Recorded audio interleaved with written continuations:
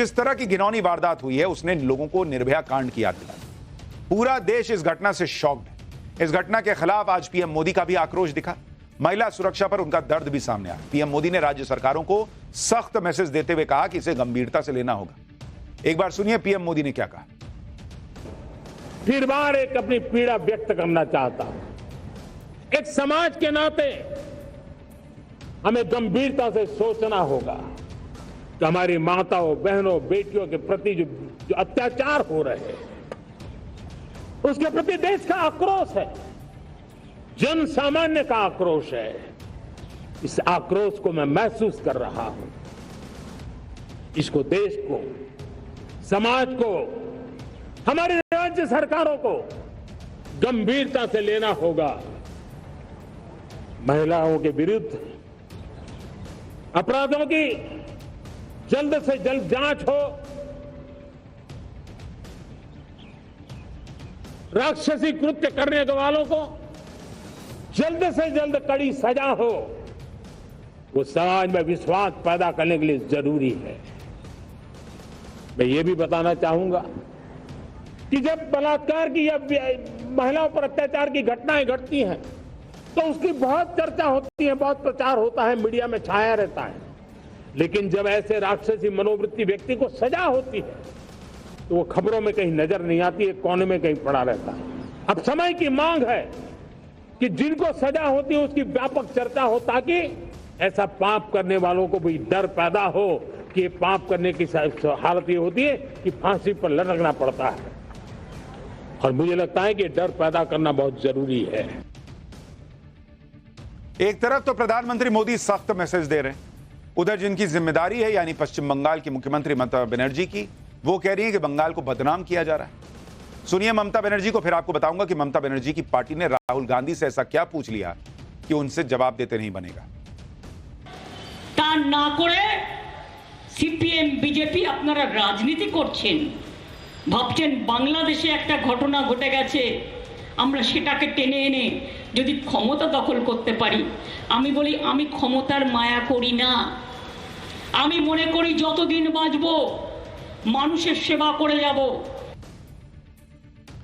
इस मामले में अब टीएमसी और कांग्रेस आमने सामने भी आ गए। एक दिन पहले राहुल गांधी ने कोलकाता की पीड़िता के लिए न्याय की मांग करते हुए कठुआ का जिक्र कर दिया था और उससे पहले कोलकाता प्रशासन पर भी सवाल उठाए थे। आज टीएमसी के सांसद साकेत गोखले ने राहुल गांधी पर निशाना साधा। राहुल गांधी के ट्वीट पर पलटवार करते हुए साकेत गोखले ने लिखा कि राहुल गांधी ने आरजी कर अस्पताल की घटना पर कल आपने ट्वीट किया। कठुआ कोलकाता का यह कांग्रेस ही थी जिसने न केवल लाल सिंह का स्वागत किया था, जिन्होंने कठुआ बलात्कारियों के समर्थन में एक रैली निकाली थी, इसके अलावा उन्हें हाल के लोकसभा चुनावों में उधमपुर जम्मू से टिकट भी दिया था। राहुल गांधी जी कांग्रेस के उम्मीदवार एक ऐसे व्यक्ति थे जिन्होंने कठुआ में 8 साल की बच्ची के साथ बलात्कार और हत्या के आरोपियों का समर्थन किया था और उनके लिए रैली भी की थी।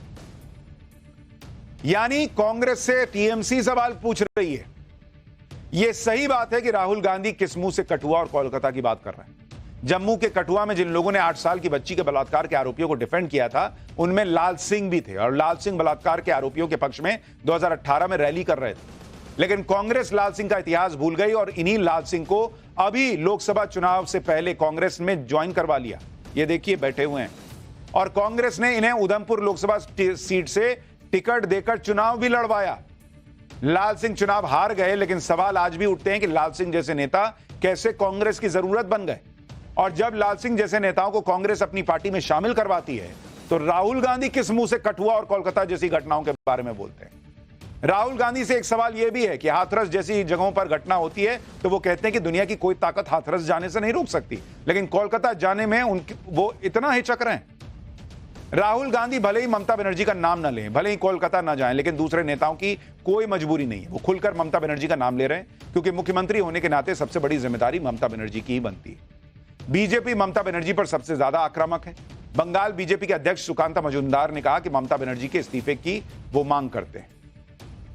घटी उसमें पूरी तरीके से क्लियर हो गया कि लॉ एंड ऑर्डर बोल के कोई चीज पश्चिम बंगाल में नहीं है।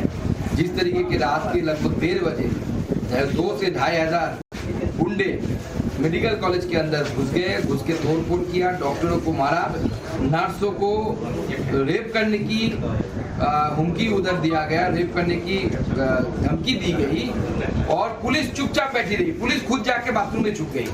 पूरी तरीके से दर्शाता है कि Mamata Banerjee has failed to maintain the law and order in Kolkata. अगर कोई राज्य सरकार अपने कैपिटल में लॉ एंड ऑर्डर को मेंटेन नहीं कर पा रही है तो उस राज्य सरकार को कोई मोरल राइट नहीं है कि सरकार सत्ते पे बने रहने के। यानी बीजेपी प्रश्न उठा रही है कि ममता बनर्जी को इस्तीफा दे देना चाहिए या नहीं।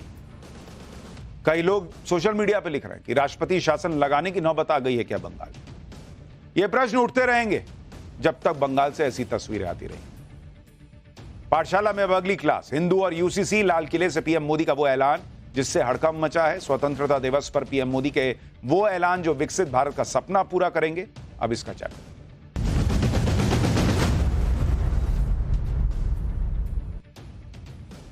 जब लोकसभा चुनाव के नतीजे आए तो इंडी गठबंधन ने यह नैरेटिव फैलाना शुरू किया कि बीजेपी को बहुमत नहीं मिला, इसलिए पीएम मोदी के अब तो वो पुराने तेवर नहीं दिखेंगे जो पिछली सरकारों में दिखते थे। पीएम मोदी अब अपना एजेंडा नहीं चला पाए। लेकिन जब आज प्रधानमंत्री मोदी ने लगातार 11वीं बार लाल किले की प्राचीर से भाषण दिया तो प्रधानमंत्री मोदी ने इंडी गठबंधन के भ्रम फैलाने वाले सारे नैरेटिव तोड़ दिए। उन्होंने विकसित भारत के विजन पर तो बात रखी ही, साथ ही यूनिफॉर्म सिविल कोड पर भी खुलकर बात की, परिवारवाद पर भी तीखा प्रहार किया, वन नेशन वन इलेक्शन के मुद्दे पर भी जोर शोर से बात रखी और साफ कर दिया कि भ्रष्टाचार और भ्रष्टाचारियों के खिलाफ कार्रवाई पहले से भी ज्यादा तेज होगी। यानी नरेंद्र मोदी ने बता दिया कि ना तो उनके तेवर बदले हैं ना ही कलेवर। नरेंद्र मोदी पूरी तरह कॉन्फिडेंट हैं कि उन्होंने जो एजेंडा तय किया है वो उस पर काम करते रहेंगे। एक बार प्रधानमंत्री को सुनिए, आज उन्होंने लाल किले से यूनिफॉर्म सिविल कोड पर क्या कहा है, फिर आगे की बात बताते हैं।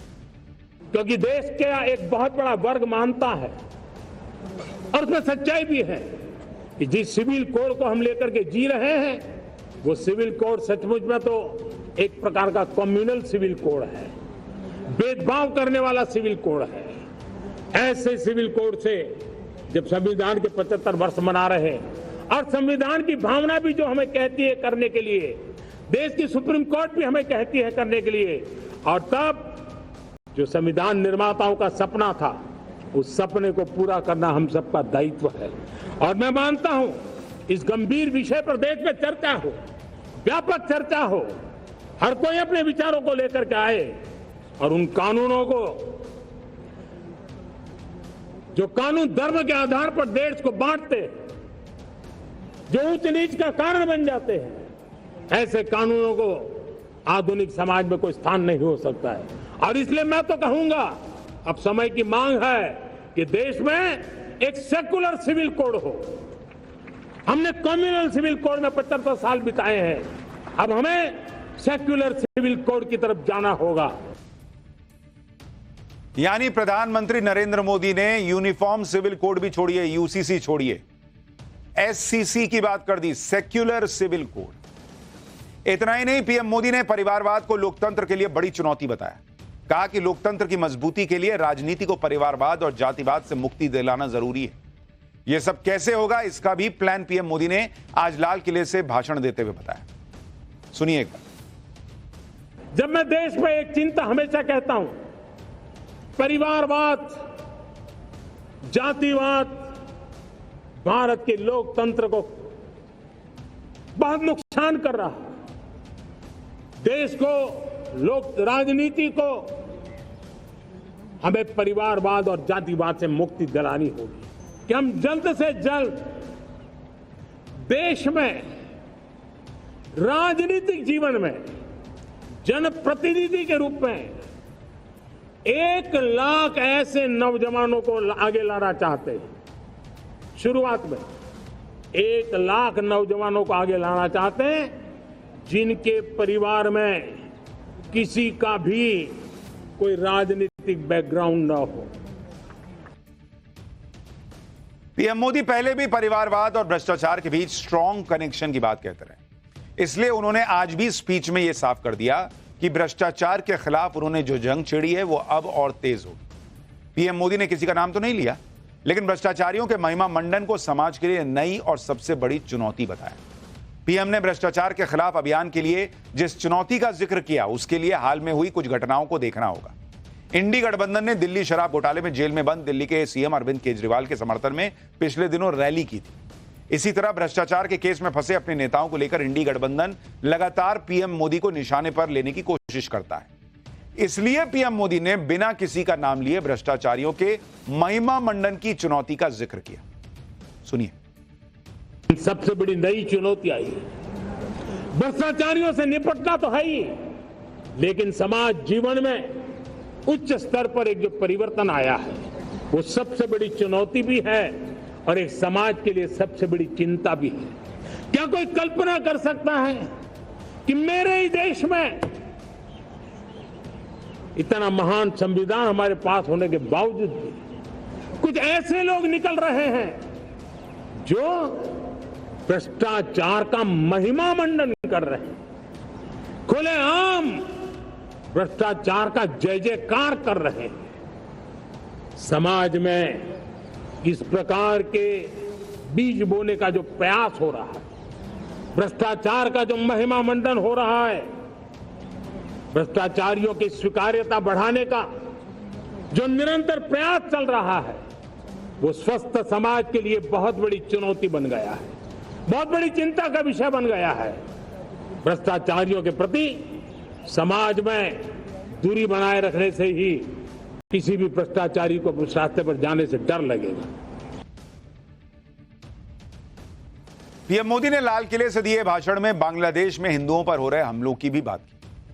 पीएम ने कहा कि वो चाहते हैं बांग्लादेश में हिंदुओं और दूसरे अल्पसंख्यकों की सुरक्षा सुनिश्चित की जाए।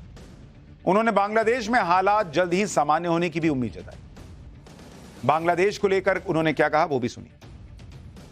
बांग्लादेश में जो कुछ भी हुआ है उसको लेकर पड़ोसी देश के नाते चिंता होना मैं इसको समझ सकता हूं। मैं आशा करता हूं कि वहां पर हालात जल्द ही सामान्य होंगे,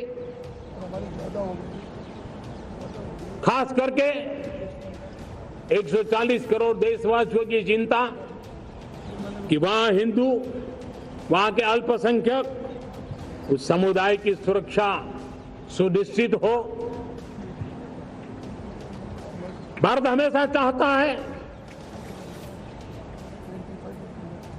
कि हमारे पड़ोसी देश सुख और शांति के मार्ग पर चले।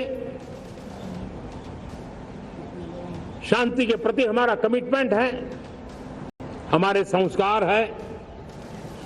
हम आने वाले दिनों में बांग्लादेश की विकास यात्रा में हमेशा हमारा शुभचिंतन ही रहेगा।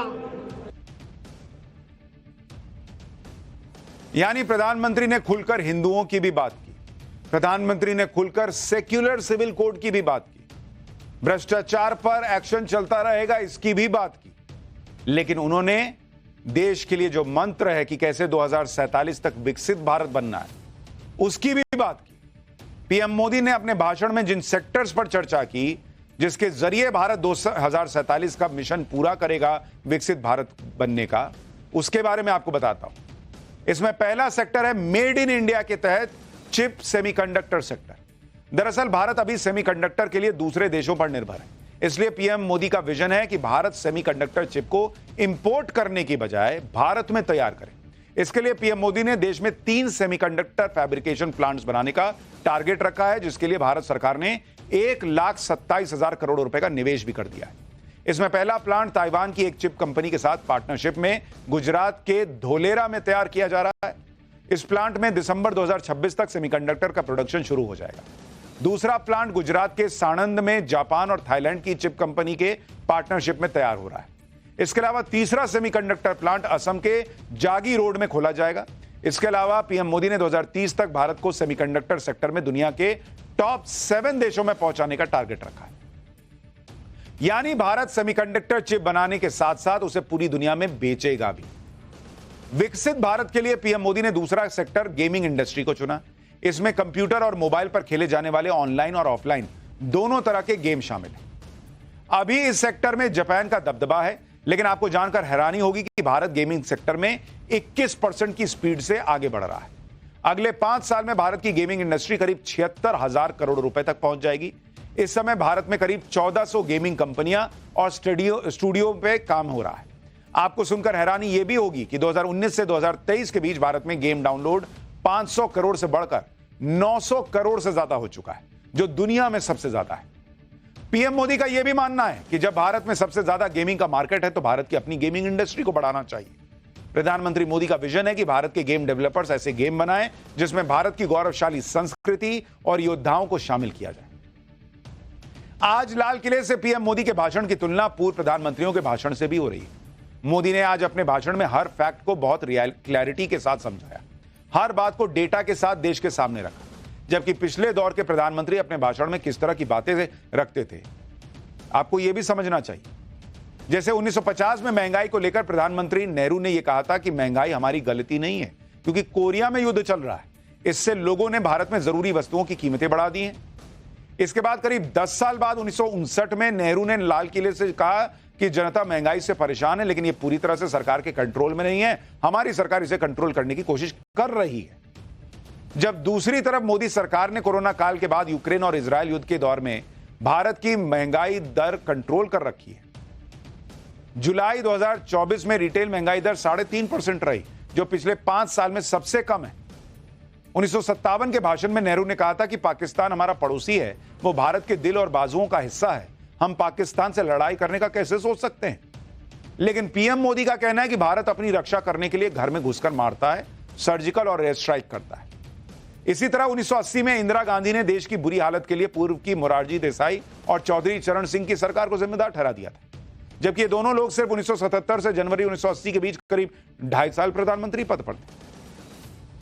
लेकिन नरेंद्र मोदी दूसरों पर जिम्मेदारी नहीं डालते, वो विजन रखते हैं और उसको डिलीवर करके भी दिखाते हैं।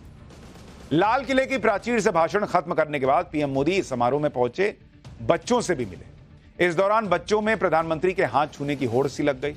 जब पीएम मोदी ने देखा कि कुछ बच्चे उनकी पहुंच से काफी दूर बैठे हैं तो पीएम मोदी बच्चों के बीच खुद पहुंच गए। लाल किले से लौटने के बाद प्रधानमंत्री मोदी ने अपने सरकारी आवास में पेरिस ओलंपिक में गए भारतीय दल से भी मुलाकात की। पेरिस ओलंपिक में ब्रॉन्ज मेडल जीतने वाली हॉकी टीम के कप्तान श्रीजेश ने पीएम मोदी को जर्सी गिफ्ट की, जिसमें टीम के सभी खिलाड़ियों ने साइन किया हुआ। इसके साथ ही पीएम को हॉकी स्टिक भी गिफ्ट की गई। पीएम मोदी ने हॉकी टीम को मिले मेडल को हाथ में लेकर टीम के खिलाड़ियों के साथ तस्वीर भी खिंचवाई।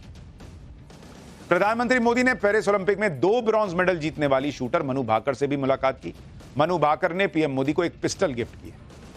रेसलिंग में ब्रॉन्ज मेडल जीतने वाले अमन सहरावत ने भी पीएम मोदी को साइन की हुई जर्सी गिफ्ट की।